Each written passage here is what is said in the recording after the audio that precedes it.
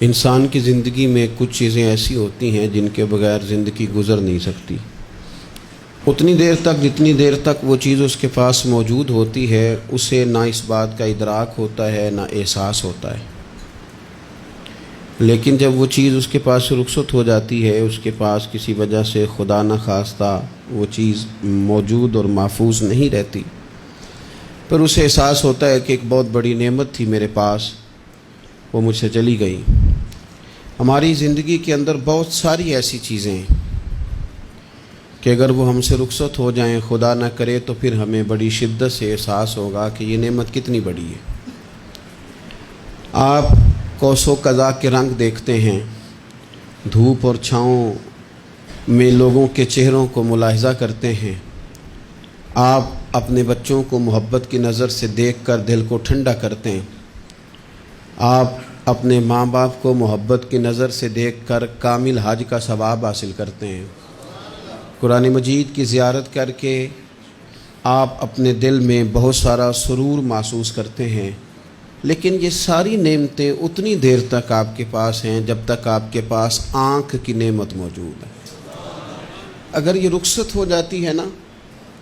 اگرچہ اتنی ساری نعمتوں میں یہ ایک نعمت ہے، لیکن آپ آنکھ نہیں ہے تو آپ کو تو اپنوں کا احساس بھی نہیں، آپ تو اپنوں کے چہرے بھی دیکھ نہیں پائے۔ کوئی بھی نعمت جو آپ کے پاس ہے، آپ کبھی محسوس کریں کہ اگر اس نعمت کا وجود ہمارے پاس نہ ہوتا تو ہماری کیفیت کیا ہوتی۔ یہ سانس ہے، ہم دو دفعہ سانس کا استعمال کرتے ہیں، ایک دفعہ اندر جاتی ہے اور ایک دفعہ باہر آتی ہے۔ اگر اندر نہ جائے تو بھی مسئلہ ہے، چلی گئی ہے لوٹ کر باہر نہ آئے تو بھی بہت بڑی مشکل ہے۔ تو اس کا اندر اور باہر جانا یہ زندگی کا احساس ہے۔ اگر کبھی سانس اکھڑنے لگے اور آپ کے سینے میں آپ کی سانس اٹکنے لگے تو ایک بہت بڑی تشویش ہے، ایک بہت بڑی آکسیجن ہے،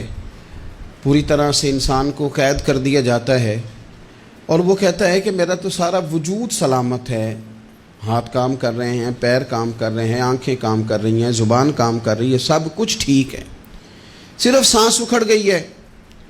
تو انسان محسوس کرتا ہے کہ یہ ساری چیزیں سلامت ہونے کے باوجود میرے کسی کام کی نہیں۔ آپ کے پاس جتنی بھی نعمتیں ہیں ان کو اگر آپ شمار کریں تو کبھی آپ کہیں گے کہ ساری نعمتوں میں آنکھ زیادہ ضروری ہے، کبھی کہیں گے کان زیادہ ضروری ہے، کبھی کہیں گے زبان زیادہ ضروری ہے، کبھی کہیں گے دل زیادہ ضروری ہے، کبھی کہیں گے روح زیادہ ضروری ہے، لیکن میں آپ سے عرض کروں ان ساری چیزوں کے بغیر گزارا ہو سکتا ہے، رسول کائنات کی غلامی کے بغیر گزارا نہیں ہوتا۔ کیوں؟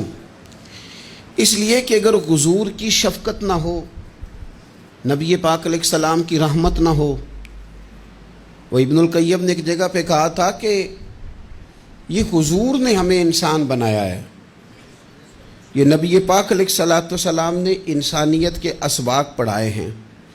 اخلاقی رویے کیا ہوتے ہیں حضور نے بتلائے ہیں، اگر حضور کا کرم نہ ہوتا تو انسان ایک دوسرے کو کاٹ کے کھاتا۔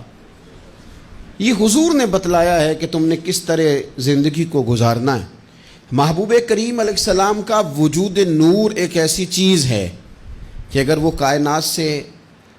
معاذ اللہ سائڈ پہ کر دیا جائے تو اس کائنات کا قائم رہنا کسی صورت بھی ممکن ہے ہی نہیں۔ اسی لیے تو اقبال نے کہا تھا کہ ہو نہ یہ پھول تو بلبل کا ترنم بھی نہ ہو، چمن دہر میں کلیوں کا تبسم بھی نہ ہو نہ یہ ساقی تو پھر میں بھی نہ ہو، خم بھی نہ ہو، اور بزم توحید بھی دنیا میں نہ ہو، تم بھی نہ ہو۔ وہ بڑی بات کہہ گئے ہیں، میں نے بھی اس کو کوئی نہیں کھولنا، کہتے ہیں بزم توحید بھی دنیا میں نہ ہو، تم بھی نہ ہو، خیمہ افلاق کا استادہ اسی نام سے ہے، اور نبض ہستی تپش آمادہ اسی نام سے ہے۔ تو اقبال پھر ہمیں کرنا کیا ہے؟ کہنے لگے کرنا آپ کو یہ ہے کہ قوت عشق سے ہر پست کو بالا کر دے اور دہر میں اسم محمد سے اجالا کر دے، یہ کرنے کا کام ہے۔